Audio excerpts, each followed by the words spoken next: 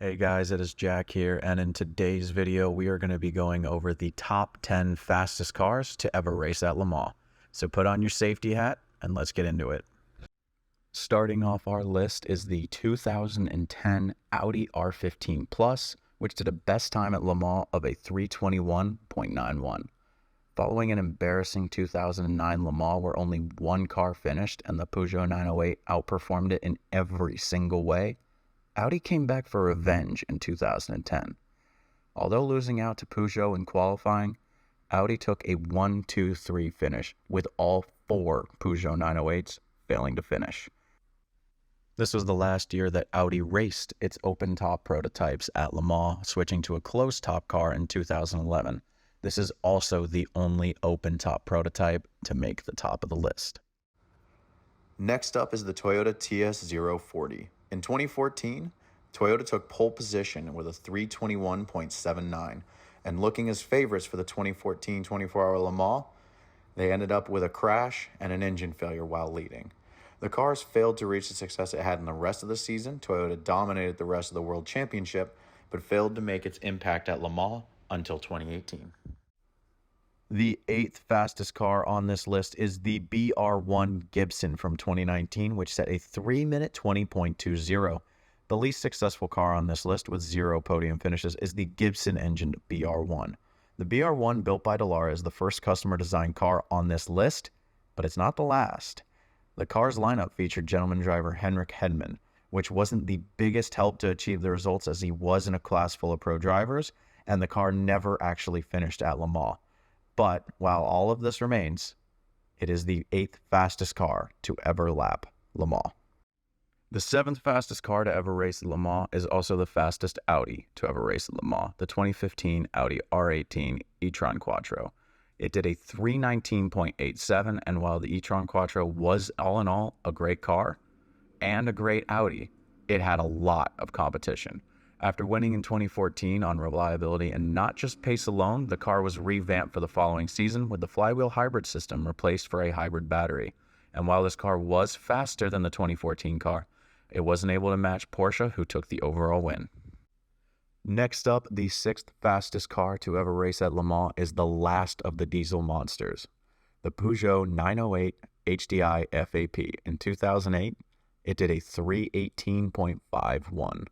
Although this car only got one win at Le Mans in 2009, this car was, for a very long time, the fastest sports car in the world, taking wins at every event it went to, oftentimes with the fastest lap, just with Audi taking the odd win in some of the Enduros when Peugeot was unable to capitalize on its pace with unfortunate reliability issues.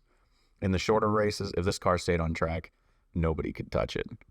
And it will go down as simply one of the greatest sports car racers ever made.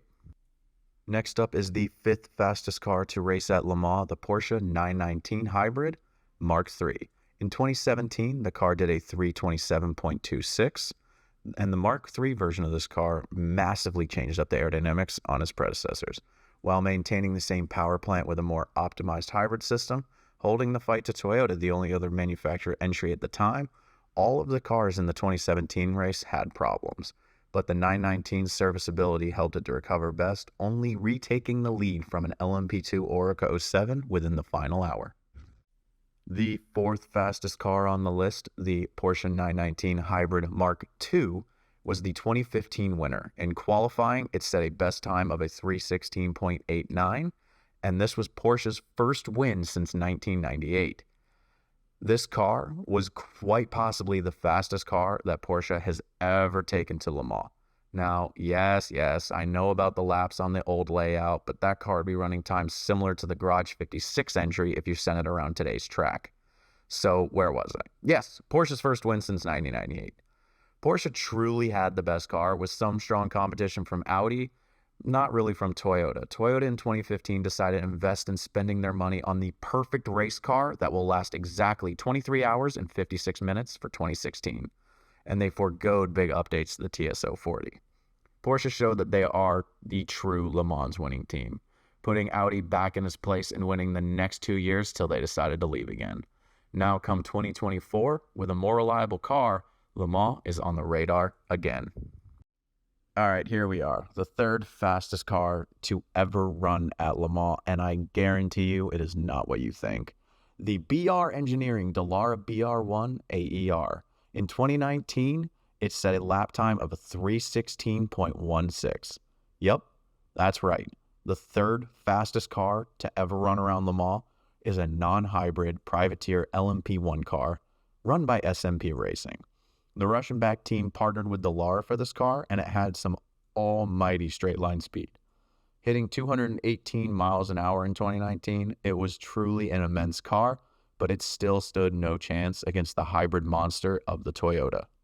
Losing out on a second or two a lap was not the worst problem. They were just so much slower in traffic, as they had similar top end to Toyota, but Toyota could easily out-accelerate the SMP out of corners and just blow by the traffic. Oh, and Toyota also could go farther on fuel. So they didn't really have a chance, but they still put in a good performance with a podium finish in 2019. Next, we have the second fastest car to ever run at Le Mans, which is the Rebellion Racing Rebellion R13, designed and built by Oreca.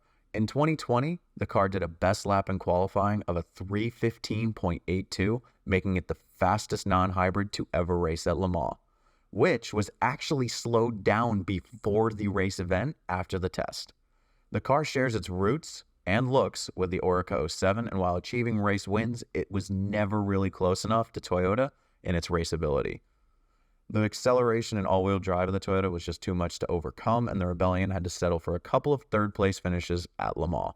This car later became the Alpine Hypercar and achieved another podium at Le Mans, but that version was well over 200 horsepower down and 10 seconds a lap slower. The fastest car to ever race at Le Mans was the Toyota TS050 Mark II. In 2015, Kamui Kobayashi set a best lap of a 3:14.79, destroying the field by over 2 seconds. Toyota went into this race with 3 cars, Porsche with 2. Bacolis was there as well, but I can't remember what happened to them. Probably just fire.